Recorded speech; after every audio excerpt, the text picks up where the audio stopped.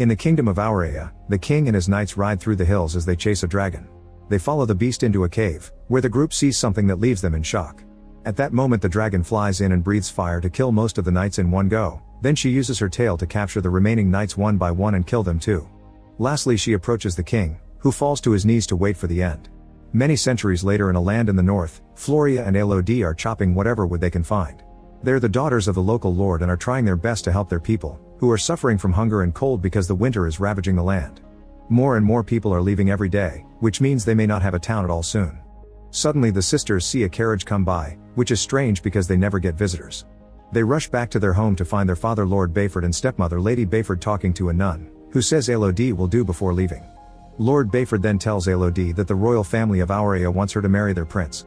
At first Elodie refuses, but Bayford changes her mind when he points out that their town will receive enough money to save their lives for many years to come. Sometime later the family sails to Aurea. When they get close to their destination, the ship enters a very thick mist and the group gets scared of some creepy figures in the dark, but they turn out to be two giant dragon statues. Once they land, the family is amazed by how prosperous the land is and the magnificence of the castle. The servants take them to their rooms and inform them they'll meet the royal family the next day. Elodie goes to the balcony to admire the view and notices on another balcony a girl her age, who is soon taken away by a maid. That night, Elodie can't sleep so she keeps herself busy drawing. Then she goes to the balcony to get some fresh air and notices there are no lights in the other girl's room.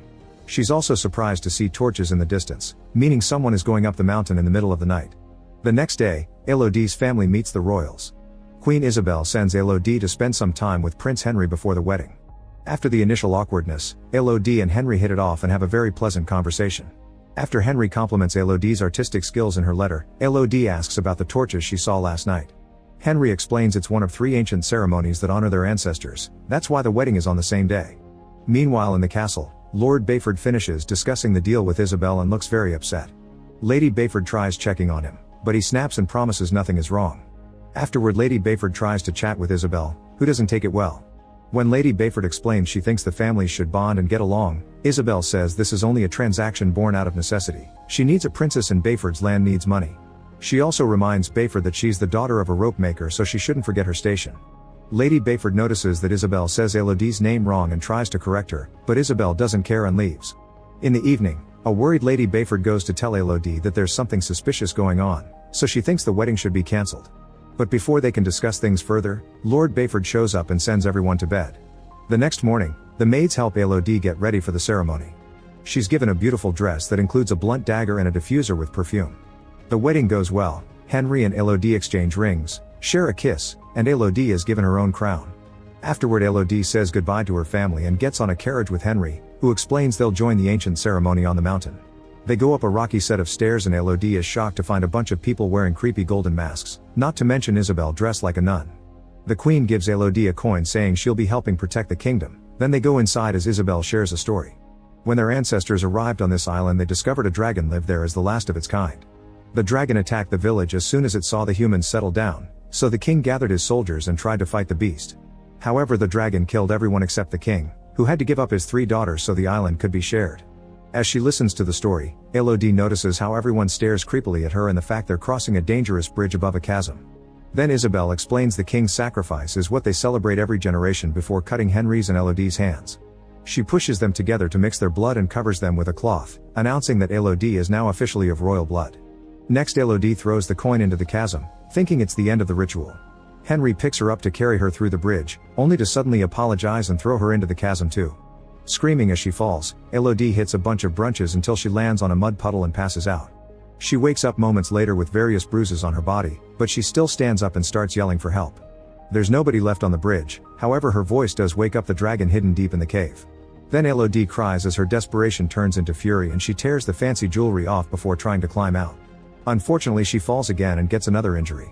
At that moment she sees other jewelry that doesn't belong to her and realizes the royals have been sacrificing girls to the dragon for years. Suddenly she hears a noise and turns around to notice a light inside a cave, so she goes inside to find a bird on fire. Elodie immediately uses some dirt to put the fire out, but it's too late, the bird is already dead. Suddenly a roar echoes in the cave and hundreds of birds on fire come out, flying above Elodie for a few minutes before they drop dead around her. With the little bodies serving as lights, Elodie tries to look for an exit only to freeze when she sees the dragon coming. Elodie runs to hide behind a stalagmite as the dragon starts talking, saying that every generation of royalty must pay and that she can smell it in Elodie's blood. Looking at her scar, Elodie realizes the ceremony is done to trick the dragon. The dragon tells Elodie to run and she does so as she screams, managing to enter a tunnel as the dragon breathes fire behind her. The flames enter the tunnel too, but Elodie manages to find a safe spot just in time. There's a burnt body there, and she realizes it's the girl she saw on the balcony. When she hears the dragon coming after her again, Elodie tries to escape through a small hole, only for her dress to get stuck in it. The flames are getting closer, so after lots of struggle Elodie manages to remove the crinoline and run away, hiding in a smaller cavern. Unfortunately some fire still reaches her leg and burns it, causing her to scream in pain. The dragon hears her but can't reach her because there's not enough room for her giant body.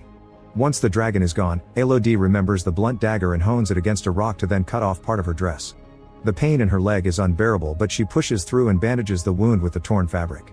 Next she opens the diffuser and catches a bit of fire in it to use it as a lantern. Now she can explore the cavern and eventually finds a very narrow passage. She begins crawling through it and her dress gets stuck in it again, so she pulls until she's freed and slides down in the process. Elodie tries her hardest to hold on but her hands are wounded and tired, so she falls again and the fire in the diffuser goes out.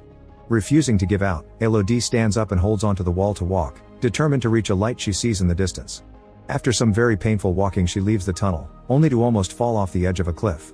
She can still see the light on the other side, so after taking off her wedding ring and throwing it into the abyss, Elodie steps back and runs to make a big jump. The other side of the cliff is slippery and she can't hold on, but luckily as she slides down her belt gets stuck in a rock. It soon breaks, however it gives her enough time to take out the dagger and stick it into a crack to hold on. Then she uses the dagger to climb up the rest of the way and discovers the light comes from cute glowing slugs. After checking they don't bite, Elodie tears off her puffy sleeve and puts a bunch of slugs inside to make a new lantern. Then she walks a little further and finds a small lake, but when she tries to drink, she immediately spits the water out. It turns out the cave plants give it a disgusting taste. However there is also dripping ice on the ceiling, so Elodie stands under it to catch any drops she can. Suddenly the ice starts melting faster and the light coming through it looks a bit red, so Elodie opens her eyes to discover the dragon breaking through the ice with her fire. Elodie runs away as the dragon breaks through the ice and lands in the tavern to chase after her, once again not going far because Elodie enters another tunnel too small for giant beasts. In this small tavern, Elodie finds a message on the wall that says safe here, she cannot reach and is signed by the letter V. As she looks around, Elodie finds the dresses of many girls and on another wall, their names added through the years, including the V that belonged to a girl named Victoria. Elodie takes a moment to grieve for them before removing the bandage off her leg, which isn't looking any better. Afterward Elodie tries to sleep while hugging the lantern. Suddenly she starts seeing the ghosts of the previous sacrifices, suffering in pain, fear, and betrayal. Victoria is adding her name to the wall only to suddenly turn around and tell Elodie that it's all a lie. At that moment Elodie wakes up and finds slugs all over her leg wound. She freaks out and starts removing them, only to discover their slime has healing properties and now her leg is fine. She puts a slug on her other major wound and apologizes for underestimating it. Feeling better, Elodie takes a better look around and finds a map on the wall, which means at least one girl managed to get out. The map teaches her she'll find 3 forks in the tunnel and she must take the middle one, where she must follow the crystals and the music to the outside. Afterward Elodie tears off all the inconvenient parts of her dress, adds her name on the wall, and takes the middle fork while ignoring the echoes of the dragon's growls. Eventually she hears a little tune and walks a little further to find a wall covered with crystals, which are the cause of the noise and also glow under the rays of sunlight because they're right under the exit. Nearby there's a crown with a V on it, which means it was Victoria who got out. Since the crystals are pointy, Elodie tears off more of her dress to cover her hands and feet, then with the help of the crown she starts climbing up. Unaware that the dragon is watching, Elodie makes an effort to go up and a crystal breaks under her hands causing her to fall, but she uses the crown to hold on at the last second. Then Elodie hears the dragon nearby, so she hurries up and finally reaches the exit, only to discover she's on the edge of a hole very high in the side of the mountain. Devastated, Elodie falls to her knees and cries. Suddenly the sound of horses neighing help Elodie notices a group of riders approaching the mountain. She tries yelling for help, but at that moment the dragon flies toward her and covers the hole. Elodie steps back just in time and notices another message on the wall saying not safe signed by V. Nearby there's a body, meaning Victoria died there and never got out. The dragon gets her fire ready, only to stop when she hears a male voice calling out Elodie's name. While the dragon flies off to investigate, it's revealed that Lord Bayford has come with 2 knights and a guide to look for Elodie. They descend into the cave with some rope and start searching the area, so Elodie uses the sound of their voices to find her way back.